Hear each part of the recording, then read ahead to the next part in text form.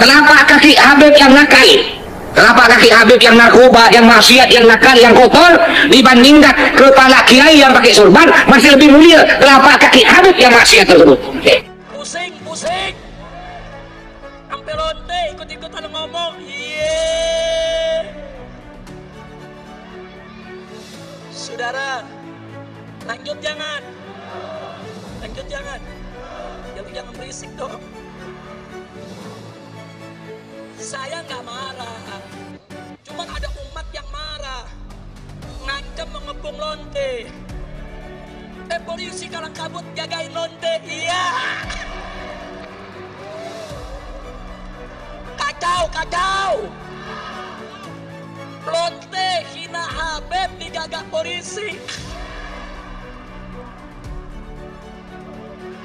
Kacau tidak? Musinya lonte yang hina Habib, hina ulama, tangkap, bukan dijagain. Polisi jawab, tapi ada ancaman Habib, maka dia tangkap. Betul? Ditangkap enggak? Dijagain. Jangan-jangan minta jatah kali.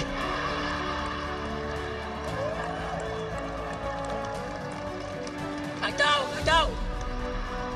Saya ngeliat begini sakit jadi baik. Mudah-mudahan gak sakit lagi dah. Amin. Udahlah, jangan diterusin dah. Udah biarin lonte, biar rame lonte aja dah ngomong dia. Kira-kira jelas gak? Lanjut. Hei KPK, semua pejabat yang ada di negeri ini, kalian junjung tinggi Pancasila atau kalian mau jilat Pancasila?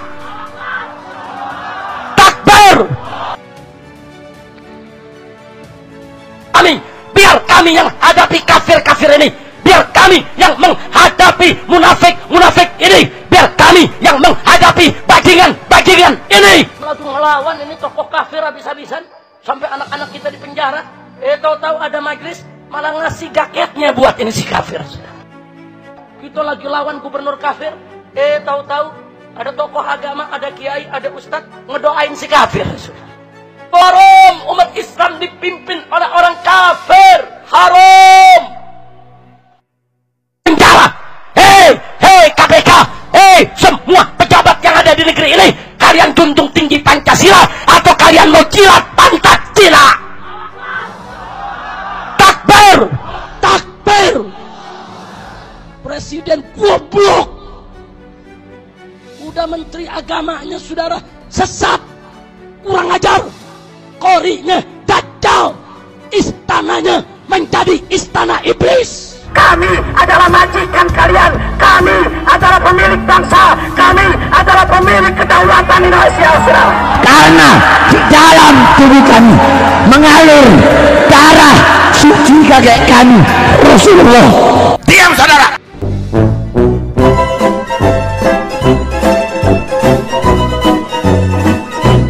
Ini selalu dilanjutkan. Kenapa? Kita ini ya, sebagian besar itu sudah termakan omongan mereka.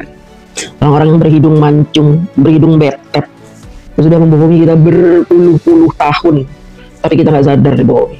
Ya, mereka membohongi dengan menjual hadis palsu, menjual kuburan palsu, menjual nasab palsu. Jangan mau kamu dibodoh-bodohnya sama orang Yaman itu. Ini pajak dari kita, tipu itu, bohong itu. Yang nanti kalau negara berhutang kita yang bayar. Negara itu punya APBN. APBN ini didapat dari mana? APBN ini didapat dari BUMN yang mengelola tambang, dari BUMN tambang, ada BUMN timah, BUMN emas, ada BUMN batubara, macam-macam itu dari tambang-tambang itu. BUMN semua bentuknya mengelola hasil tambang kita, keuntungannya masuk ke kas APBN. Ada juga dari penjualan hilirisasi. Sekarang tambang itu udah bikin produk sendiri. Kita ekspor, itu ada keuntungannya. Keuntungannya masuk mana? Masuk ke APBN. Kemudian dari pajak. Pajak yang kita terima dari perusahaan-perusahaan besar yang dikenai pajak. Dari karyawan-karyawan yang memang kena wajib pajak. Jadi nggak semua rakyat kena pajak. Kalau perusahaannya cuma perusahaan ece-ece, warteg, gitu. Jual rokok, nggak ada pajak. Gratis kita mau jualan. Jualan bubur pinggir jalan, nggak kena pajak. Yang majakin justru FBR yang majakin tuh. Ya, pajak liar namanya tuh. Yang mintain pajak kita, FBR, ormas-ormas liar itu. Uang keamanan, uang kebersihan, uang apalah itu. Itu yang ini pajak. Jadi kalian itu bayar tuh ke ormas, ke PP, Pemuda Pancasila. Kalian bayar ke situ, bukan ke negara. justru ditekan oleh saudaranya sendiri. Negara tidak pernah menekan rakyat. Jadi kalau ada yang bilang rakyat dibebani oleh pajak, dusta, nggak ada itu. Sejak Pak Jokowi menjadi presiden tidak ada pajak buat rakyat miskin. Mungkin sejak zaman dulu nggak ada, tapi kalau zaman Soeharto ada. Kamu punya radio, kamu punya sepeda, kamu punya IT dipajakin. Tukang pajaknya keliling dari kantor pos, nagihin satu-satu. Pakai kartu, bayar loh. Zaman Pak Jokowi itu sudah ditiadakan pajak buat rakyat. Nggak ada kalian bayar pajak. Coba lah, nggak usah dusta, nggak usah bohong, pakai duit rakyat. Kalian nggak usah bohong, coba. Saya tanyalah, kamu kerja apa? Beli bangunan. Penghasilan kamu berapa sebulan? 5 juta. Ada nggak diminta duit sama negara 5 juta itu? Kamu makan jadi tokai apa diminta sama negara? Tapi kan saya bayar pajak kendaraan itu wajib karena kamu punya kendaraan, kamu menggunakan infrastruktur. Larinya bukan ke APBN tapi ke APBD daerah kamu masing-masing. Kamu tinggal di Bogor ya ke APBD Bogor, uang motor kamu itu bukan ke Pak Jokowi, bukan ke APBN negara. Makanya pinter jadi orang, biar paham. Jokowi korupsi ngawur itu. Tapi kalau nggak ngerti ya sudah lah, nggak usah. Kalau nggak ngerti nggak usah nebak-nebak. Jokowi kalau emang sudah korupsi itu ditangkap jauh hari. 1.800 triliun ngawur. Jadi kalian harus jujur ya. Katanya mau fair-fairan, jujur-jujuran. Jadi jujur aja, jujur. Ini yang ngeluh-ngeluh Jokowi adili. Sebenarnya kalian punya masalah apa dengan Pak Jokowi? Punya masalah apa sama Jokowi? Kalian ngapain nafsu sama Pak Jokowi coba? Ngapain marah sama Pak Jokowi kenapa? Ada masalah apa sama Pak Jokowi? Hidup saya susah bunda. cari kerja susah kan. Terus iya, nyari kerja susah, jadinya saya kerja serabutan. Kata orang-orang itu, kamu cari kerja susah, serabutan tuh karena Jokowi. Janganlah kalian mau tercuci otaknya oleh omongan narasi-narasi sesak begitu. Ya, kamu susah karena kamu sudah ditakdirkan susah hidup. Terimalah itu takdir. Kamu susah karena kamu memilih hidup susah. Coba dulu kamu sekolah yang tinggi. Gimana mau sekolah tinggi? Ibu bapak saya miskin bunda, berarti kamu bodoh. Saya ditinggal bapak ibu saya umur 18 tahun. Gak dikasih makan, gak dikirimin duit. Saya masih sekolah, tapi saya gak mau berhenti sekolah. Saya lanjutkan sekolah sampai sekolah tinggi. Dari mana duitnya? Saya ngajar. Saya umur 18 tahun sudah ngajar anak-anak kecil di rumah saya. Supaya apa? Supaya dia bisa dapat fulus. Supaya saya bisa makan. Supaya saya gak kelaparan, gak nyusahin orang. Gak nyusahin tetangga. Saya ngajar pak, bu. Orang tua ninggalin saya gak dikasih makan, gak dikirimin duit. Saya ditinggal ke Jawa. Saya di Jakarta sendirian pak, bu. Tapi saya tidak mau jadi orang yang masa depannya suram. Saya ngajar supaya bisa makan. Ngajar saya dibayar, ada yang bayar 1.500, ada yang bayar 2.000, ada yang bayar 3.000, lumayan buat makan. Dulu tempe masih harganya 100 perak. Segini sepotong itu bisa 3 hari, saya di 100 perak. Saya dibayar 2.000 lumayan. Udah bisa makan berapa hari itu? Gak apa-apa dibayar 2.000, 3.000, oh saya bisa makan. Lama-lama saya ngajar di tempat kursus. Saya ngelamar tempat kursus. Tanpa ijazah saya ngelamar. Pede aja namanya cari duit ya. Sama siang pak, oh ya mbak, gimana? Saya mau jadi salah satu tenaga pengajar di tempat kursus bapak. Mbak bisa ngajar apa? Saya bisa ngajar kimia, bisa ngajar matematika, sejarah, bahasa Indonesia, bahasa Inggris. Bapak mau saya ngajar apa? Saya masih umur 18 tahun kayak gitu ngelamar 4 orang. Wah bagus dong ya mbak, udah lulus SMA. Sudah. Terus sekarang sedang kuliah? Enggak, saya nggak punya duit. Saya mau ngajar tempat bapak supaya saya bisa kuliah. Ya boleh, nanti kita tes dulu ya, saya dites. Dari sekian banyak orang pelamar saya yang diterima. Padahal saya nggak pakai ijazah kuliah, saya belum kuliah, saya baru lulus SMA. Saya bisa ngajar semuanya. Karena saya pengalaman ngajar ke anak-anak. Jadi begini, ketika kita punya ilmu, kita ajarin ke anak-anak, kita ajarin ke orang lain, ilmu kita bertambah. Jadi nempel di sini, rumus apa nempel semua. Ada pertanyaan apa ya saya jawab. Kecil, saya bisa ngajar, ya udah merem. Tiap hari saya ngajar. Kalau hidup kita susah, berarti kita yang pilih. Dan kita memilih takdir kita sebagai orang susah. Kita memilih takdir itu. Jangan salahkan Pak Jokowi. Apa-apa enggak Pak Jokowi? Negara itu mengurusi rakyatnya. Pak Jokowi ketika menjadi presiden mengurusi rakyatnya dengan baik. Beliau pertama kali menjadi presiden, yang beliau lihat apa? Undang-undang. Semua menterinya disuruh buka undang-undang. Pelajari undang-undang khusus buat rakyat. Saya ingin tahu aturan. Pak Jokowi punya tenaga ahli setiap hari ditanya. Dan pertanyaan Pak Jokowi itu pertanyaan yang paling ngejelimet yang tidak pernah ditanyakan oleh presiden manapun. Akui oleh Bapak Andika, Jenderal Andika. Belum pernah saya punya pimpinan yang pertanyaannya tidak bisa saya jawab. Dan Pak Jokowi, saya anggap satu-satunya pimpinan yang kalau bertanya itu ngejelimet dan di luar dari perkiraan saya. Ternyata dia bertanya itu yang saya nggak pernah pikirin. Pak Andika ngomong gitu. Jadi kalau ada orang bilang Pak Jokowi pelongo-pelongo, aduh bohong banget. Orang-orang yang kalian puja-puji sekarang ini mengakui kehebatan Pak Jokowi, mengakui betapa Pak Jokowi itu ngejelimet dalam segala hal. BBM subsidinya tambah supaya BBM tidak naik tiap tahun. Dulu era SBY, era Soeharto apalagi setiap tahun naik. Harga BBM naik dan naiknya begini. Ke atas, ke langit naiknya. Di zaman Pak Jokowi, harga BBM kalian boleh cek di mana saja ya. Saya masih hidup saksinya. Harga BBM begini naikin. Nggak pernah begini. Nggak usah dusta, bis kota, ya, kendaraan umum, angkot. Selama 10 tahun Pak Jokowi menjadi presiden, pernah nggak naik? Pernah naik nggak? Segitu-gitu aja kan, 10 tahun naik kan? Kenapa bisa begitu? Karena Pak Jokowi memberikan subsidi. Ditekan, dipaksa, nggak bisa dinaikin. Untuk supir-supir angkot harganya tetap nggak boleh naik. Kalaupun naik hanya 100 perak, 200 perak. Pak Jokowi benar-benar perhatian buat orang miskin. Kita tuh nggak dibebani apa-apa, dan jangan dusta. Mbak, kita susah nih harganya. Karena kamu tidak pernah menjadi presiden. Kalau kamu pernah jadi presiden, ditekan dari sana dari sini. Mafia beras itu menekan harga beras. Bagaimana Pak Jokowi mensiasati supaya beras itu tidak melonjaknya tinggi sekali? Bagaimana cara menekan itu? Saya nggak tahu. Pak Jokowi itu diserbu mafia dari mana-mana itu. Mafia beras, mafia minyak, mafia CPO, mafia ini, mafia itu. Semuanya menekan Pak Jokowi. Dan akhirnya ketika Pak Jokowi melawan mereka, hasilnya apa? Pak Jokowi dihina setiap hari, dilecehkan. Mereka membayar banyak buzzer, banyak media dibayar untuk menjatuhkan Pak Jokowi. Kalian nggak pernah jadi presiden, jadinya enak aja ngatain Pak Jokowi. Lowongan pekerjaan mana? Katanya mau jadi lowongan pekerjaan. Sudah ada lowongan pekerjaan sesuai dengan janji Pak Jokowi. Silakan kalian cek sendiri itu. Ceknya jangan ke lowongan pekerjaan loker-loker abal-abal, penipuan itu. Ceknya kemana? Ke Kemenaker. Itu ceknya situ. Jangan kamu dikibuli di WA group itu. Ada loker gini, bohong, nipu itu. Tipu, makanya jadi orang pintar, nyari ilmu itu jangan tanggung-tanggung supaya gak gampang tipu. Jadi hati-hati nih untuk website. Jangan sampai kalian dikasih website linknya link phishing. Hilang data-data kalian buka itu. Ya, nanti dicuri data-data kalian. Hati-hati juga itu. Kalau mau ke Astra, kalian mau tahu loker Astra, buka .co.id, Astra international.co.id. Buka itu, jangan sembarangan. Ada lowongan di Astra loker, bla bla bla bla. Lihat dulu linknya. Kok linknya aneh nih, ngalah blok. Linknya BLOG, udah bohong itu. Tipu itu dia mau mencuri data kamu. Nanti kan kamu ngelamar di situ, kamu masukin ijazah kamu, masukin KTP kamu, udah dicuri barang kamu. KTP-nya buat pinjam duit. Tahu ada tagihan. Ada tagihan pinjol. Semua itu penting supaya kita nggak dikibulin, nggak gampang ditipu. Cek di Kementerian Keuangan, di situ ada tuh. APBN kita jumlahnya berapa, hutang kita berapa, hutang kita tuh berasal dari tahun berapa, ada semua. Sejarahnya ada. Jadi jangan ujuk-ujuk kalian nyalain Pak Jokowi. Semua presiden ada hutangnya. Tapi kan zaman Jokowi hutangnya gede. Ya karena kamu ngitungnya dengan kebencian. Coba ngitungnya dengan persentase. Ngitungnya secara adil. Disesuaikan dengan pendapatan negara.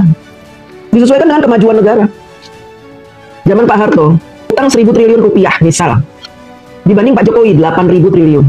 Wah gedean zaman Jokowi, zaman Pak Harto cuma 1.000. Tapi dengan 1.000 triliun itu kamu dapat apa zaman Pak Harto? Gigit jari kamu. Listrik nggak ada. Pakai semprong hidung hitam-hitam.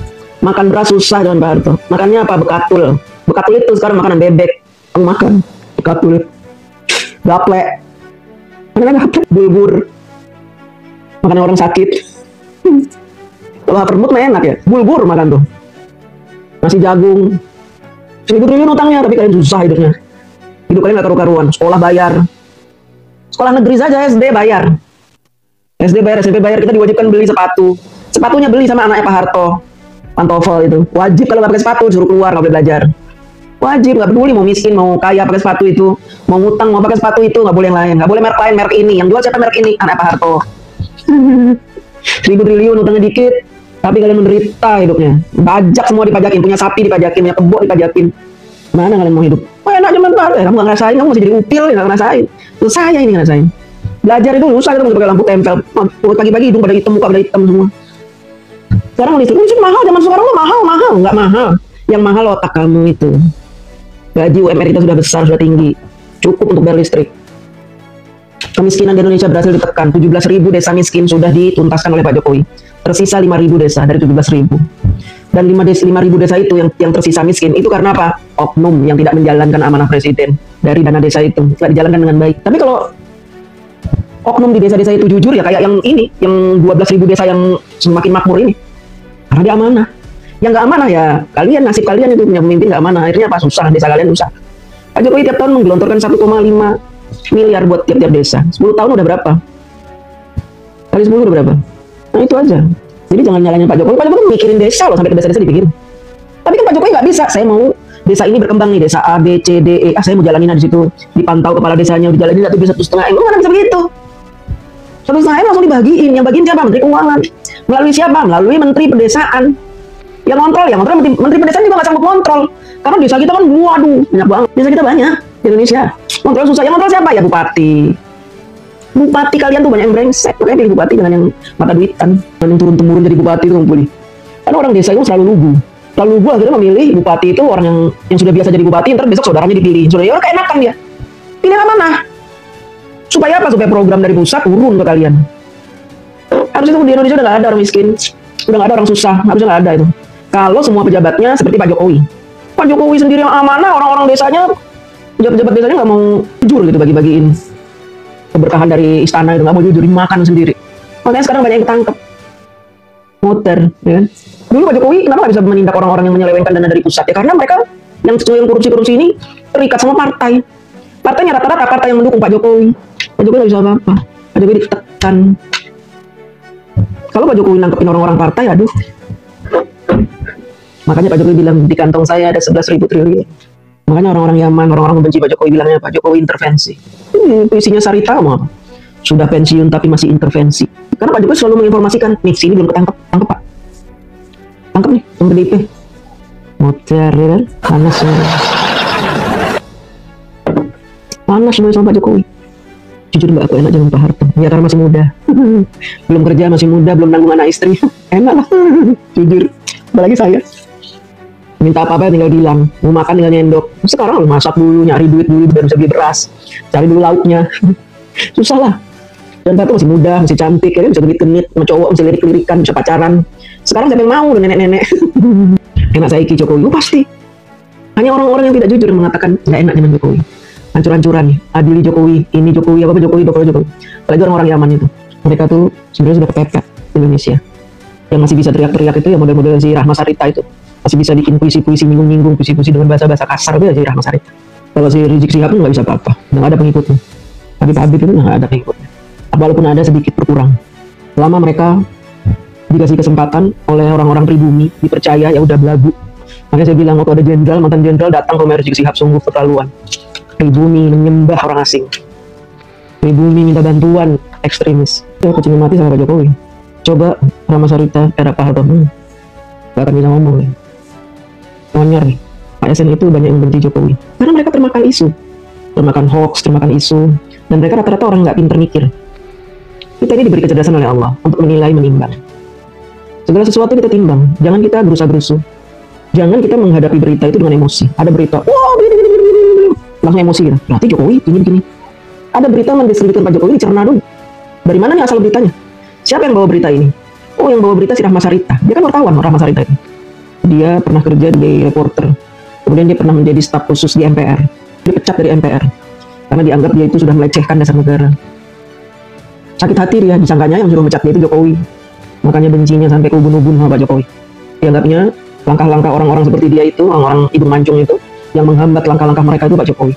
Mereka itu sebenarnya sudah menskenariokan sebuah agenda besar bahwa nanti ke depannya Indonesia akan dikuasai oleh mereka.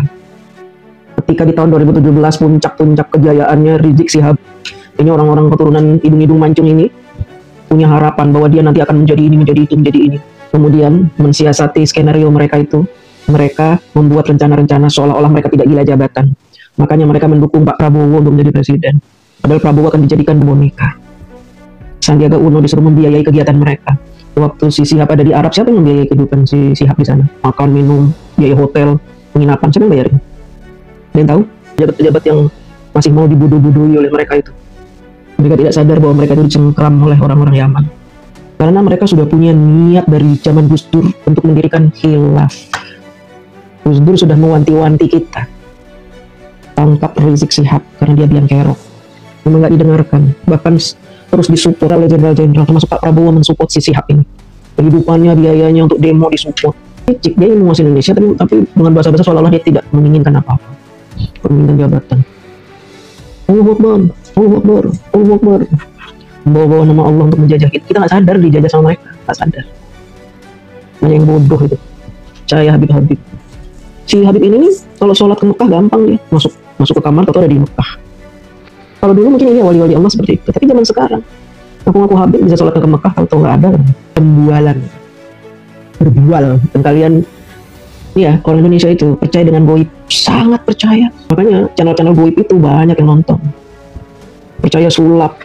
Percaya cerita horor, percaya ilmu-ilmu kayak gitu tuh percaya. Jadi ketika datang orang hidungnya mancung, ngaku turunan Rasul, bilang punya karomah, bisa terbang, bisa menghentikan pesawat dari jarak jauh, pesawatnya berhenti, bisa ke Arab tanpa naik pesawat, bisa jalan di atas air, percaya, bisa menghentikan gunung Krakatau mau meletus, percaya, ditipu habis-habisan, supaya rakyat yang gampang percaya goib-goib ini meyakini omongan mereka, ngaku sebagai turunan Rasul. Wah, turunan Rasul, aduh alhamdulillah kami ketemu dengan turunan Rasul, alhamdulillah ini keberkahan buat kita. Terus turunan Rasul ngomong, siapa yang mau membeli air ludah saya bisa menyembuhkan segala macam penyakit. Wah, rebutan pada membawa botol aqua. Satu botol harganya 500.000. Ludahnya tuh nipu, jual 500.000. Katanya bisa menyembuhkan berbagai macam penyakit. Dan mau lagi ini. Saya waktu itu sampai heran, ngapain lo ngantri-ngantri? Ngantri ludahnya habis. Harganya berapa? 500.000. Dia bilang, lu sakit? Lu sakit bro? Lu gak percaya ya? Turunan Rasul kayak gitu rata-rata. Karomahnya tinggi. Lu anggap remeh, lu percuma lo. Sholat kalau lu gak percaya sama cucu Nabi. Percuma lo, Islam lo dipertanyakan, gak percaya sama cucu Nabi. Ludahnya aja itu bisa bikin kita rajin sholat, bikin kita sembuh, sehat. Tapi gak gampang lapar. Itulah umat Islam Indonesia itu. Percaya cerita-cerita begitu. Cerita gak masuk akal, katanya karomahnya begini. Kalau cium tangan nih, kaki dicium, waduh katanya kalau udah nyium kayak begitu tuh kita dapet karomah. Lu tuh, saya bilang gini, daripada lu beli ludah si Habib ya, daripada lu cium cekernya si Habib, mendingan tuh ya lu sedekah ke anak yatim, lo ke janda sebelah rumah lo itu, beliin lo nasi warteg tiap hari, laris dagangan lo. Percaya omongan gue? Sok tahu lo katanya. Ya udah kalau nggak percaya, daripada lo tiap hari nolongin ludah najis ya kan, kalau ada penyakitnya ya TBC tuh Habib, lo ketularan, goblok banget. Ya habis bikin tuh orang-orang yang gampang dibohongin gitu, gampang dibohongin. Sebenarnya kisah-kisah gini bikin saya ketawa gitu, cuman lama-lama berbahaya. Kenapa berbahaya? Niatnya itu semakin melenceng. Awalnya datang bukan siapa-siapa, nggak punya apa-apa ke Indonesia, ya kan, hidupnya susah, nggak punya kerjaan, modalnya ganteng, hidung mancung, bewokan, matanya belok, terus tutur katanya afwan. Ente percaya karomah Rasulullah Sallallahu Alaihi Wasallam yang aneh punya, turunan kesekian dari Rasulullah Sallallahu Alaihi Wasallam. Lu langsung orang pada datang, wah ada cucu Nabi datang. Akhirnya yang tadi pengangguran, gak punya apa-apa, miskin, lama-lama dia punya rumah, punya pesantren, karena semua orang-orang di situ pada nyumbang ke dia tuh buat bikin pesantren, bikin rumah, bikin ini sampai gede, apa jadi kaya raya, punya mobil tadi 1, 2, 3, 4, lama-lama ngelunjak. Bini orang diminta, bini muridnya diminta. Bini ente itu kalau mau masuk surga bareng aneh harus mau kawin sama aneh. Ente mau nggak kasihin bini ente ke aneh biar nanti masuk surga? Kalau bini ente masuk surga, ente juga kebawa-bawa nanti ke surga. Gitu ya Bib ya? Iya. Jadi Bib, boleh Bib, silakan Bib, dipakai bini aneh. Oh, udah tercuci otaknya, sampai harga dirinya dipakai pun dikasih. Orang Indonesia. Makanya kita ini diwajibkan belajar mencari ilmu, baca kitab, jangan satu kitab, karena banyak kitab-kitab itu dipalsukan. Ya, hadis banyak yang dipalsukan, kitab juga banyak yang palsu. Baca yang benar, cari guru yang benar. Jangan guru-guru yang hidung mancung. Rata-rata yang hidung mancung itu dia nggak pernah berguru, hanya ngaku-ngaku. Contohnya siapa? Bahar Smith, tipu tuh bahasa. Modal doang Arab, ya? Nggak ngerti deh, ditanya ini tanya itu, nggak ngerti. Rasanya kasar. Makanya saya nggak suka ya kalau ada orang itu, orang ganteng itu di TikTok lewat ibu, ibu-ibu nggak bisa lepas ngeliatin Habib ganteng banget itu, gantengnya colok aja nggak tahu. Lihat ganteng itu gila-gila lu. Nah, kita gampang tertipu karena kita tertipu oleh ketampanan, tertipu oleh cantik jelitanya bangsa sono. Tertipu, seolah-olah kalau orang turunan sono itu rajin soleh, itu kan sarita itu. Nanya Pak Jokowi dikatain lebih bagus anjing kurak daripada Jokowi. Gue cingan. Bangsa asing ngatain pribumi anjing kurak coba. Sarita itu. Makanya saya bikin puisi tandingannya nggak tanggung-tanggung. Lon tiara gitu. Ya napuk ya sekali. Di Indonesia ini teman-teman, cowok-cowok itu banyak yang ganteng, nggak perlu orang Arab, ya. Orang Jawa tuh banyak ganteng. Jawa Tengah, Jawa Timur ganteng. Jawa Barat itu putih-putih ganteng, baik-baik, soleh-soleh. Nggak usah kalian mengharapkan hubungan mancung udah pasti soleh. Belum tentu. Di Bogor itu banyak anak-anak Arab itu nggak ada bapaknya. Arab nanti udah gede dikit ngaku Habib, anak Habib. Orang nggak jelas bapaknya. Emak tidurin ngasih duit deh. Gede aku Habib itu preman-preman Arab dari Bogor. Gede aku Habib. Padahal dia korban kawin kontrak emaknya, ya kan? Jangan ketipu gitu. Jangan percaya. Saya punya kakak ipar orang Bali. Jadi gitu namanya mualaf ya, mualaf tapi nggak sholat. Jadi percaya Habib gitu, ikut Habib gitu, daerah Bogor gitu. Daerah mana itu? Beli Bogor lah, Bogor. Imigran itu, imigran gelap nggak jelas. Keris aja keris sampai taruh begini gede, keris berdiri sendiri begini. Itu siapa hebatnya keris berdiri? Apa hebatnya keris itu? Itu bukti kalau dia tuh punya kekuatan, jadi dia bisa nyedot uang, bisa nyedot uang. Nanti kalau adik kirimin duit 100.000 bisa jadi 200.000 double, bisa narik uang dari alam goib. Gue bilang, aduh beli udah lah, gue kasih duit tapi jangan buat ke Habib. Gue kasih duit buat makan, udah jangan kasih ke Habib. Kalau buat kasih ke Habib nggak gue kasih duit, nggak ada duitnya. Jadi deh, minta duitnya aja, nggak ke Habib deh. Tapi dia tetap berguru sama tuh Habib. Akhirnya pada ketipu, rumah digadein, Ben. Rumahnya digadein 200 juta ke bank. Dijanjiin sama tuh Habib nanti balik 400 juta. Dikasihin tuh duit ke Habib. Habib yang ngilang terus, kalau dicariin bilangnya kita lagi ke Arab. Ya empok saya akhirnya marah-marah, ya kan? Marah berantem, akhirnya tinggal di sini empok saya karena rumahnya digadein. Karena tinggal sini 4 tahun. Itu gara-gara kelakuannya bibit gitu dari Bogor. Ada sih nggak semua Habib begitu ya. Ada juga yang bahasanya santun, baik gitu ya. Ada juga yang baik. Ya mesti lihat-lihat lah. Kalian kan bisa bedain mana Habib yang bisa diikuti, mana yang enggak. Kalian bahasanya udah memprovokasi, ngejelek-jelekin, menghina, membuli, ngajakin demo, udahlah itu tinggalkan itu.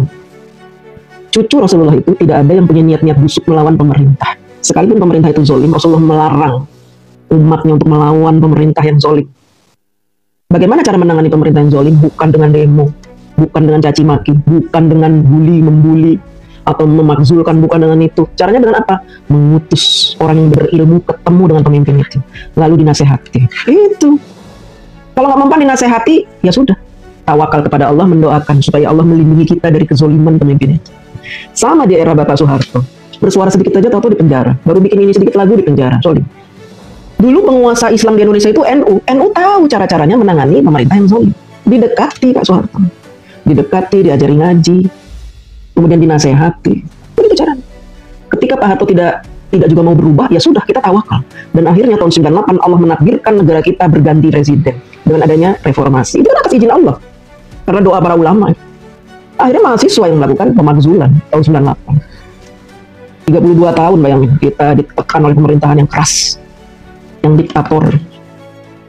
Ya Allah sudah menakdirkan tahun 98. Waktu di era Pak Jokowi, sebelum Pak Jokowi pensiun, mereka kan menginginkan negara kita seperti tahun 98. Nggak bisa. Nggak akan pernah bisa. Allah pasti menolong presiden manapun di seluruh dunia jika dia memang benar-benar soleh, amanah, serius mengurus negara itu. Allah turunkan malaikat menjaga dia. Makanya orang-orang itu demo pemakzulan, demo ini, demo itu, ngeluarin duit triliunan untuk bayar demo. Apakah Pak Jokowi termakzulkan? Tidak. Karena Allah menjaga. Nggak akan bisa kalian itu. Kalau emang presidennya itu zolim, ya terjadi tahun 98. Buktinya Pak Soeharto termakzulkan, terlengserkan. Dipaksa melengserkan diri. Dalam hal ini mahasiswa. Tapi siapa yang menggerakkan seluruh rakyat Indonesia memakzulkan Pak Harto? Allah. Karena apa? Memang sudah layak untuk dilengserkan. Zaman Pak Jokowi, kita terbantu. Kehidupan kita lebih baik. UMR naik terus. Pajak semakin kecil. Pajak yang meninggi itu pajak untuk konglomerat. Orang-orang yang punya usaha-usaha besar. Orang-orang yang punya tempat-tempat yang hiburan-hiburan itu. Wajar kalau dia dikenai pajak yang gede. Sementara buat kita, bantuan sosial, bansos, bantuan-bantuan tiap bulan, PKH, subsidi BBM, subsidi listrik, subsidi ini, subsidi itu. Waktu minyak dunia harganya melangit, Indonesia dapat subsidi. Sehingga harga minyak ya udah mentok di angka 38, 40, 32, turun 28, segitu-segitu aja. Karena disubsidi itu. Kalau nggak disubsidi kita bisa seliter 100.000 CPO tuh. Ya, kalian nggak tahu sih, jadi anggap remeh. Negara Indonesia ini bukan negara yang sendirian hidup di dunia. Indonesia itu harus mengikuti aturan internasional. Pada saat CPO meninggi, Indonesia harus menjual minyaknya juga tinggi. Kalau enggak ya Indonesia diboikot. CPO lagi ditentukan harganya tinggi, Indonesia jual tinggi juga. Gimana cara supaya rakyat mampu membeli minyak dengan harga murah? Disubsidi. Kalau Indonesia nggak mengikuti harga dunia, gimana? Nggak bisa. Harus mengikuti. Kita kan berada di antara negara-negara dunia. Kayak harga minyak. Harga minyak itu ditentukan siapa? Indonesia? Tidak. Yang nentuin siapa? No, Amerika. Minyak mentah ditentukan harganya oleh Amerika. Kenaikan dolar, emang kita yang nentuin? Bukan. Jadi kalau dolar naik terus bukan karena Pak Jokowi nggak bisa mimpin. Tapi karena memang dunia sedang dijajah oleh US dollar. Jangan nyalain Pak Prabowo, nyalain Pak Jokowi. Dolar naik terus, bukan salah Pak Prabowo, bukan salah Pak Jokowi. Salahin lo Amerika. Makanya jangan lo belanja pakai dolar mulu. Beli rupiah, jangan didolarin duit lo. Jadi makin gagu Amerika itu, ya. Kalian dijajah Amerika, nyalain Pak Jokowi. Dolar naik terus, mampus nih kita. Nggak ada hubungannya dolar naik sama mampus. Nggak ada hubungan. Mau dolar jadi 25.000 kayak bodo amat. Orang kita belanjanya pakai rupiah bukan pakai dolar. Oh, tapi kan kenaikan dolar bisa mempengaruhi ekonomi. Iya. Iya, kalau presidennya blow on. Kalau presidennya sepinter Pak Prabowo ya nggak jadi apa-apa. Presidennya sepinter Mas Gibran nggak jadi apa-apa, itu kecil. Kita juga kaya bisa memenuhi kebutuhan nasional kok. Kalau presiden seperti Pak Jokowi, makanya kita nggak kolaps, ekonomi kita baik-baik saja. Kalau ada yang bilang ekonomi Indonesia tidak baik-baik saja begini-gini, bodoh, tidak bisa melihat dengan mata kok. Bahkan orang-orang profesor, dokter, ahli ekonomi ngomong Indonesia tidak baik-baik, itu provokator. Buktinya kalian bisa makan 3 kali sehari, buktinya bisa main internet, bisa nonton live, bisa kasih gift. Itu artinya apa? Kalian tuh udah makmur sejahtera. Gaji kalian tuh udah nggak kayak dulu orang-orang pekerja nih ya. UMR kalian tuh sudah baik lah itu. Sudah bisa memenuhi kebutuhan kalian, kalian bisa beli mobil, bisa beli motor, bisa beli TV. Lihat di TikTok orang pamer-pamer kekayaan udah banyak. Yang bikin rumah 1, 2, 3, yang beli rumah, yang begini, itu pamer banyak orang kaya. Pamer. Gara-gara kalian melihat orang-orang yang pamer di TikTok, di Facebook, kalian tuh menderita. Aduh, kok gue gak kayak dia ya. Makanya jangan suka ngeliatin orang yang flexing. Ukur kemampuan dengan diri kita. Kita gak mampu, harus ikut-ikut. Kita mampunya makan sehari 2 kali, ya sudah, jangan maksain 3 kali. Kita gak mampu beli mobil, jangan maksain beli mobil. Akhirnya apa? Berhutang. Hutang itu bikin kita sengsara. Ya, mesti bisa lah kita ngatur keuangan. Sebagaimana Pak Jokowi mampu mengatur keuangan negara pada saat menjadi presiden. Sehingga pada saat COVID kita tidak dilanda krisis. Saya tuh gaji gak dipotong, uang transfer gak dipotong walaupun kerja dari rumah. Kemudian uang kesehatan apalagi ditambah malahan. Jatah fasilitas kendaraan tetap ada, bensin tetap dikasih uang bensin tiap bulan. Kenceng, pokoknya duit bener-bener kenceng di kantong saya itu waktu COVID. Berbeda tahun 98. Anak yang tadi minum susu minumnya air teh. Bener-bener krisis. Yang Pak Jokowi gak ada. Duit banyak, kita kerja di rumah, ketawa-ketawa sama keluarga, nonton TV, gajian. Gimana gak enak? Dikirimin lagi beras dari Pak Jokowi. Karena apa? Semua keluarga saya kena COVID, anak saya 3 kena, saya 4, belum Indomie. Padahal duit banyak di kantong, tapi dikirimin makanan di rumah, melimpah ruah. Dan itu saya tidak pernah lupakan. Bantuan pemerintah luar biasa, dan era Pak Jokowi ini era yang cemerlang buat Indonesia. Dan nanti di era Pak Prabowo akan lebih dari itu. Karena apa? Negara kita sudah jejak. Fondasinya itu sudah sangat bagus dibuat oleh Pak Jokowi. Orang-orang yang selama pemerintahan Pak Jokowi tertekan karena tidak bisa lagi mencuri, itulah yang selama ini membuat kegaduhan. Membayar orang-orang itu, si Roy dibayar, Rahma Sarita dibayar untuk bernarasi-narasi negatif. Dan itu sudah ketahuan, banyak yang ketangkep ketua-ketua buzzer yang dibayar 1M untuk bernarasi-narasi buruk tentang Kejagung, tentang ini, tentang itu, supaya apa? Supaya tidak ada penangkapan koruptor. Akui saja zaman Pak Jokowi itu bagus. Jangan kalian tuh bilang jelek-jelek, tapi tidak bisa membuktikan jeleknya di mana. Rumah murah itu, teman saya sudah banyak belajar rumah murah, dapat subsidi. Sebulan dia cuma bayar 1.080.000 rumah di Cikarang. Sekarang harganya udah 2 kali lipat. Saya disuruh ngambil, enggak, saya kalau beli di Cikarang terlalu jauh. Saya lebih senang beli rumah di Jakarta. Saya nungguin programnya Anies Baswedan waktu itu ya. Program rumah subsidi dari Pemda Jakarta. Saya tungguin itu sampai teman saya udah dapat rumah subsidi di Cikarang, di sini, di situ, dari Pak Jokowi. Saya nungguin dari rumah Anies Baswedan yang katanya DP 0% itu, nungguin sampai nggak datang-datang. Ditipu saya sama Imam Mahdi palsu itu. Makanya saya itu bodoh. Dari dulu saya nggak percaya dengan namanya Habib-Habib itu ya. Tapi saya percaya sama Anies Baswedan. Lu goblok saya kan nungguin rumah. Goblok kan nungguin rumah subsidi dari Pemda, katanya ada rumah murah buat Jakarta. Lu ada berarti wah ketipu gue. Ketipu banget, gue ngatain abang gue. Ketipu Habib, ternyata gue ketipu juga nih sama orang Yaman. Pak Jokowi itu luar biasa. Tidak ada janji dia yang dia tidak penuhi. Walaupun kata orang, wah ada pembohong, kayak si Sarita bilang, dia adalah raja pembohong. Dasar lontiara. Ini kan teman-teman ya, terima kasih ya. Sampai jumpa lagi besok.